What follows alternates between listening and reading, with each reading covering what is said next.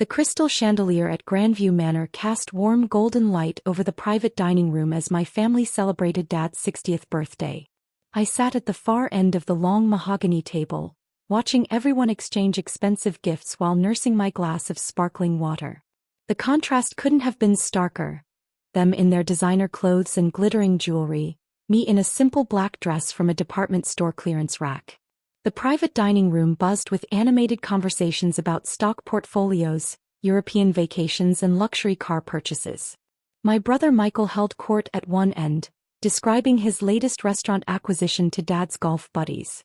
My sister Amanda showed off her new Cartier bracelet to the wives, explaining how James surprised her with it after closing another major real estate deal. "Sarah, honey, where's your gift for Dad?" Mom's voice cut through the laughter like a sharp knife. The entire table turned to look at me, my brother Michael and his wife Jessica, my sister Amanda with her husband James, their perfectly dressed children, and even Dad's business partners who'd been invited to make the evening more impressive. I felt my cheeks burn as 20 pairs of eyes focused on me. I have something special planned." Michael snorted, setting down his wine glass with unnecessary force. "Let me guess, another one of those handmade cards with the little flowers? Dad's turning 60, not 6. This isn't arts and crafts time at summer camp." Jessica giggled behind her manicured hand. "Oh, Michael, be nice. Remember when she made us that photo album for Christmas? It was sweet." "Sweet doesn't pay the bills," Amanda chimed in, her diamond earrings catching the light as she shook her head. "And it certainly doesn't show respect for someone's 60th milestone birthday." "Michael, Amanda," Dad said quietly, but I could see the disappointment clouding his eyes. He'd always expected more from his youngest daughter, the one who'd somehow failed to follow the family trajectory of business success and material prosperity. Mom leaned forward across the table, her 3-carat diamond necklace sparkling as she moved. "Sarah, you can't even afford a proper gift. I saw you driving that beat-up Honda Civic in the parking lot today. The valet looked embarrassed just taking the keys. When are you going to get serious about your life instead of playing around with those computers?" The entire table erupted in uncomfortable laughter. James whispered something to his son about Aunt Sarah's hobby phase, while one of Dad's business partners shook his head sympathetically, as if witnessing a family tragedy. "She's still living in that tiny studio apartment downtown," Amanda added, her voice dripping with false concern. "I tried to help her find a real corporate job last month. My friend manages HR at Morrison Industries, but she keeps insisting she wants to follow her passion with that little computer consulting thing she does. It's software development and business system integration," I said quietly, my voice barely audible over the continued chuckling. "Same difference." Mom waved her hand dismissively, her Rolex catching the light. "Playing with computers while your brother Michael runs 3 successful restaurants and Amanda's husband just bought her that new BMW X7. Even your teenage cousins have better summer jobs than whatever it is you're pretending to do." Michael leaned back in his chair, clearly enjoying the spotlight. "Sarah, I've offered you a hostess position at my downtown location at least 5 times. It's honest work, good tips, and you'd learn how real businesses operate. But you keep turning it down to chase these fantasies. When I was your age," Mom continued, her voice rising as she warmed to her favorite topic, "I was already married to your father and helping him build his accounting firm. I had real responsibilities, real contributions to make. Not sitting around in coffee shops pretending to be some kind of entrepreneur." The weight of their judgment pressed down on me like a physical force. I looked around the table at their faces, some smug, some pitying, all of them absolutely certain they knew exactly who I was. The family disappointment. The dreamer who never grew up. The daughter who couldn't even afford to eat at the upscale restaurant where they were celebrating. "You're absolutely right," I said, standing up slowly and smoothing down my simple dress. "I can't afford to eat here regularly." Mom smiled triumphantly, settling back in her chair like a queen who just delivered the perfect verdict. "Finally, some honesty. Self-awareness is the first step toward real change, sweetheart. But there's something important you don't know about me," I continued, pulling out my phone with deliberate calm. The table watched curiously as 28-year-old failure Sarah prepared to make what they assumed would be an embarrassing scene. I dialed a number I knew by heart. It rang twice before a familiar professional voice answered. "Good evening, this is Marcus. How may I assist you tonight?" I put the phone on speaker, setting it in the center of the mahogany table. Marcus, this is Sarah Chin. I'm currently in the Grandview private dining room with some guests who seem to have forgotten their manners. Could you please come up and escort the Thompson family out? They're no longer welcome at any of my properties. The silence at the table was so complete I could hear the soft jazz music playing in the main dining room below. Mom's face went completely white, her fork clattering onto her china plate. Dad's mouth opened and closed like a fish gasping for air. Of course, Miss Chen, Marcus replied through the speaker, his tone immediately shifting to utmost respect. I'll be right up. Should I also notify security to update the access list for all 7 locations? Yes, please do that. And Marcus? Please bring the ownership documentation. I think there's been some confusion about who actually runs this establishment. Before anyone could respond, the dining room door opened with its characteristic soft whoosh. Marcus, the restaurant manager I'd worked closely with for the past 4 years, walked in wearing his perfectly pressed suit and carrying a leather portfolio.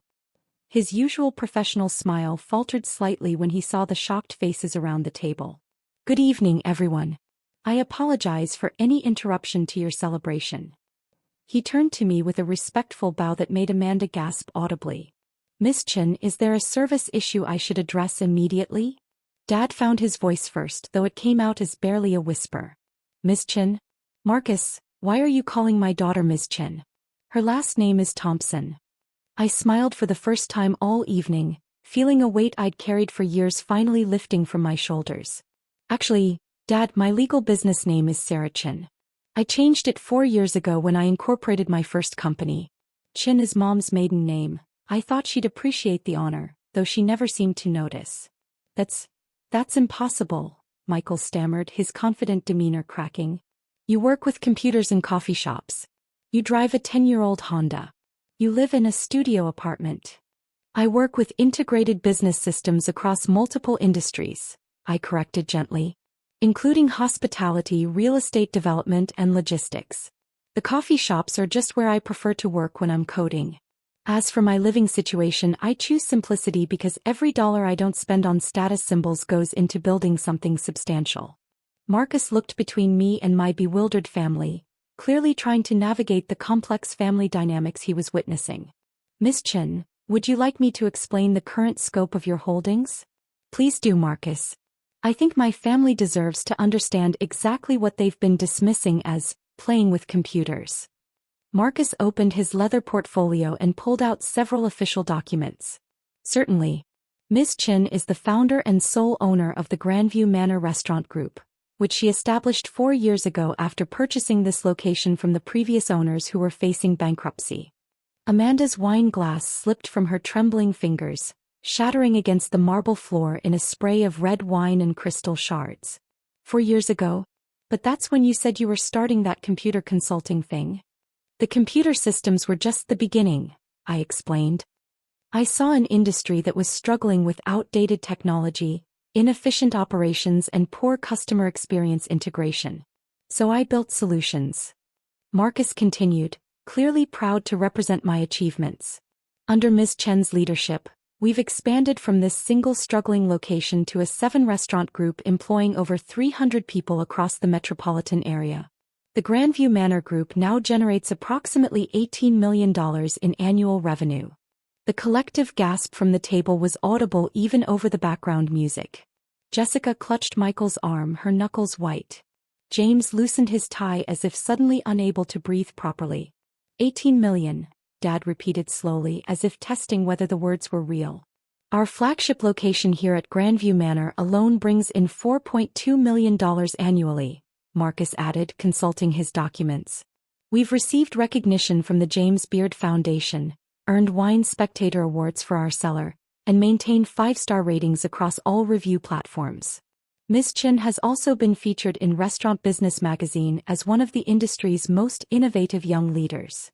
Mom's designer handbag fell to the floor with a soft thud, spilling its contents across the expensive carpet. Sarah, this can't be real. If you owned restaurants, successful restaurants, we would know about it. Would you? I asked, my voice steady despite the emotion churning inside me. When's the last time any of you asked about my work? Really asked, not just dismissed it as a phase or a hobby. When's the last time you wanted to hear about my goals, my achievements, my challenges? The table fell silent except for the sound of 10-year-old Sophia, Michael's daughter, whispering to her brother, "Does this mean Aunt Sarah is rich?" Marcus cleared his throat diplomatically. "Miss Chen, should I mention the expansion projects and the real estate portfolio?" I nodded, watching my family's faces as their entire understanding of reality shifted before their eyes. "Please do." In addition to the restaurant operations, Miss Chen owns the buildings housing 5 of our 7 locations, with a combined real estate value of approximately $12 million. She's also the primary investor in the new Riverside development project, which broke ground last month and represents a $25 million investment in waterfront dining and entertainment. Jessica made a small choking sound. James stared at me as if I'd suddenly sprouted wings. Even Dad's business partners, who'd been treating me with polite condescension all evening, were now leaning forward with obvious respect and interest. "But the apartment," Amanda whispered. "The car. The clothes. I live in a downtown loft that I own outright, purchased it in cash 3 years ago.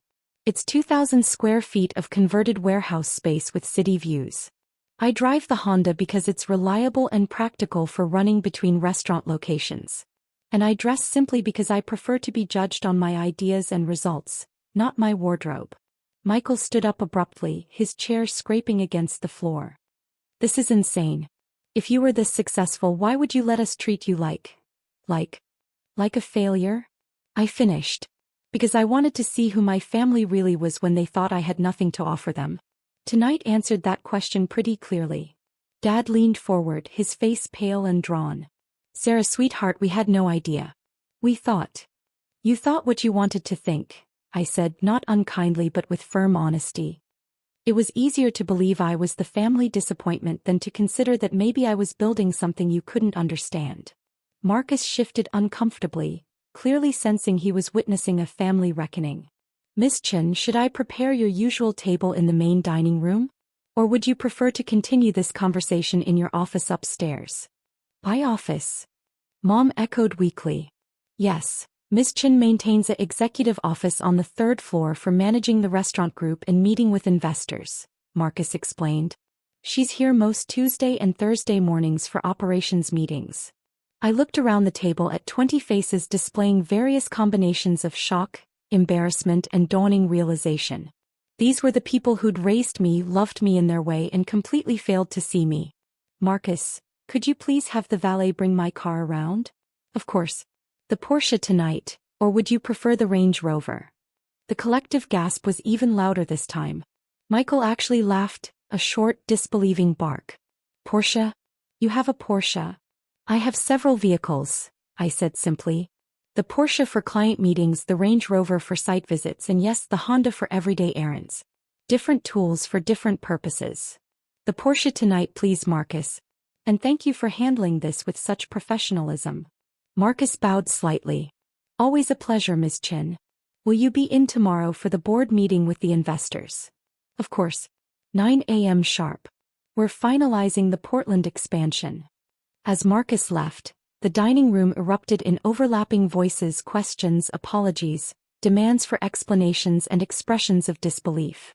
I held up my hand and surprisingly they all fell silent. "I'm going to leave now," I said, picking up my simple black purse. "Your dinner tonight is completely complimentary. Consider it my birthday gift to you, Dad. The meal you've enjoyed costs approximately $2,400, which is coincidentally what this restaurant donates to local food banks every week." I walked toward the door, then paused, looking back at my family.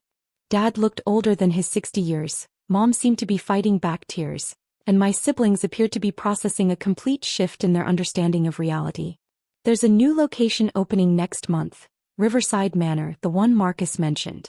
I'm hosting a soft opening brunch this Sunday at 11 a.m. You're all invited if you'd like to come. But," I met each of their eyes in turn, "if you come as people who want to know who I actually am. Not as parents trying to manage their disappointing daughter, or siblings trying to fix their failure of a sister." Dad stood up slowly, his hands trembling slightly. "Sarah, will you give us a chance to do better?" I smiled, feeling something soften in my chest despite everything. I've always wanted a real relationship with this family, Dad. That invitation is genuine. But it's also conditional on respect. What time did you say? Mom asked quietly, her voice small. 11 a.m. Riverside Manor, 412 Waterfront Drive. Ask for the owner's table. I paused. They'll know what that means now. As I walked through the main dining room, I noticed other patrons watching with curiosity. Some recognized me from business meetings and community events.